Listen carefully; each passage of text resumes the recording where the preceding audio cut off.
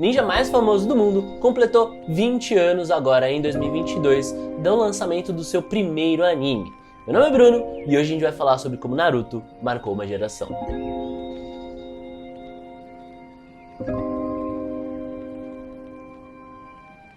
Naruto é um anime que me marcou muito, por uma série de motivos. E eu acho que marcou outras pessoas também por motivos parecidos. Naruto chegou aqui no Brasil em meados de 2007, lá no auge do Bom Dia e Companhia. O primeiro contato que eu tive com ele já foi meio torto, assim, porque minha mãe, ela sempre foi uma pessoa muito religiosa, sempre tinha aquela coisa que anime era coisa do demônio.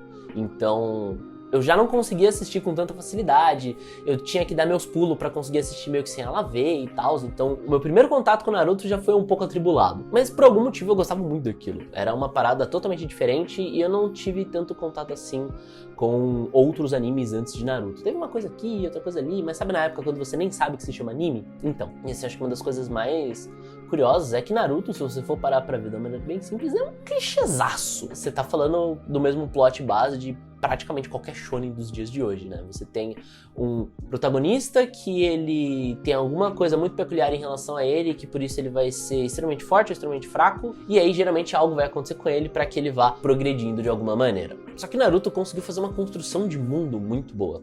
Apesar dele ter vários problemas, como por exemplo, não desenvolver muitos personagens femininos, não dar atenção para personagens secundários, eles tentam fazer isso de uma maneira muito corrida e muito fraca nos fillers.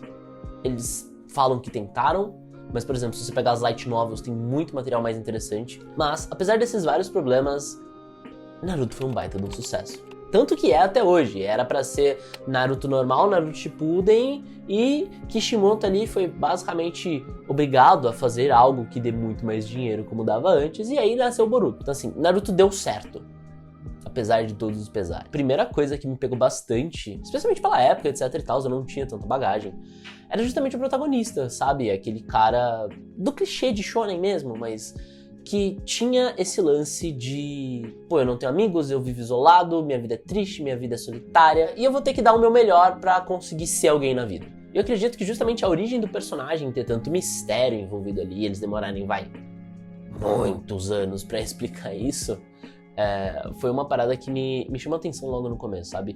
Até porque quando eu comecei a assistir Naruto, eu não comecei a assistir Naruto do jeito certo, né? Porque passava no Bom Dia e Companhia, então tudo que eu tinha pra assistir era o episódio do dia, e olhe lá. Então, não é como se eu soubesse se eu tava vendo o episódio 1, 3, 98 ou 220. Então, foi uma parada que eu pegava ali no meio, tipo, nossa, que legal. E aí, tanto que Naruto foi o primeiro anime que me fez ir atrás do mangá, né?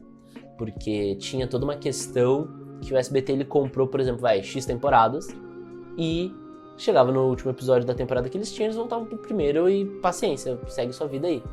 Então, ele teve um período ali que ele ficou num ciclo, quando eu conseguia, a trancos e barrancos, ver um episódio ou outro ali e tal. Eu percebia que eu tava vendo sempre os mesmos episódios. Tipo, tinha uns episódios que eram muito legais e sempre valia a pena ver, tipo Rock Lee vs Gaara, Naruto vs Neji, mas tinha uma hora que não tinha muito pra onde ir. E aí eu fui pro mangá ali pós o encontro dos três Sanins, etc.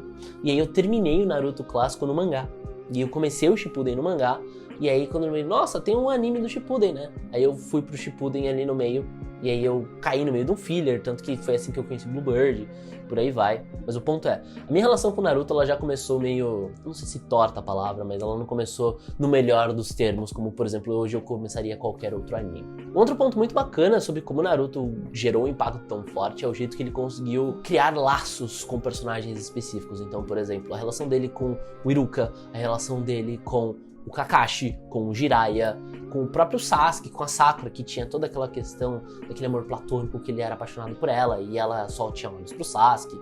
E a rivalidade entre Naruto e Sasuke é uma parada muito forte. Desde o começo que você vê essa rivalidade nascendo, você vê cada um progredindo no seu ritmo, até você ver o que acontece, por exemplo, na penúltima luta deles, que é aquela luta em cima do hospital, que pra mim ela é maravilhosa. Você vê uma relação muito forte sendo construída ali, porque você tem os momentos da rivalidade, você tem os momentos da camaradagem, você tem os momentos de beleza, eu vou superar você. Ainda falando de infância do Naruto, tipo a origem ali, os primeiros episódios e tal, é muito forte ver o quão solitário ele se sentia mesmo num lugar cheio.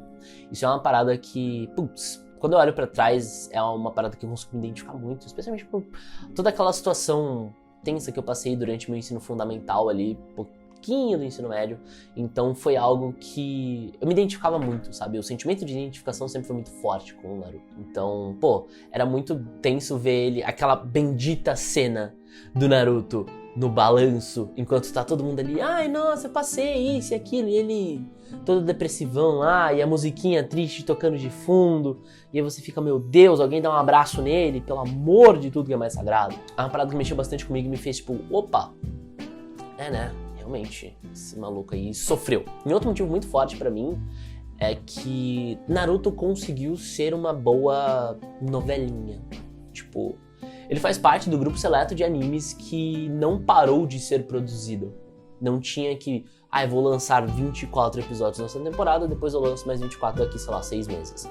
Então, isso gerou uma proximidade muito maior do que com a vasta maioria dos outros animes, porque, vamos lá, se você tá acompanhando o semanal, você cria aquela rotina, tipo, se você tá num dia bom e sai episódio, você diz, nossa, que legal, se você tá num dia ruim, você, putz, vou assistir isso aqui pelo menos pra dar uma relaxada. Foi uma parada que durou ao longo de bons anos, cara. Vamos lá, se você é super fãzoca de Naruto, etc., desde 2002, quando lançou o anime, até hoje em dia, 2022, 20 anos depois, ainda tem anime de Naruto passando. Você meio que cresceu junto com o Naruto, sabe? Então, essa é uma parada que também justifica ter tido esse impacto tão grande, porque geralmente quando a galera começa a acompanhar, enquanto a parada tá lançando, ela corre pra chegar no semanal, chegou no semanal, ela começa a assistir ali aquele episódiozinho por semana, e aí, cara, é um hábito muito forte que é criado, né?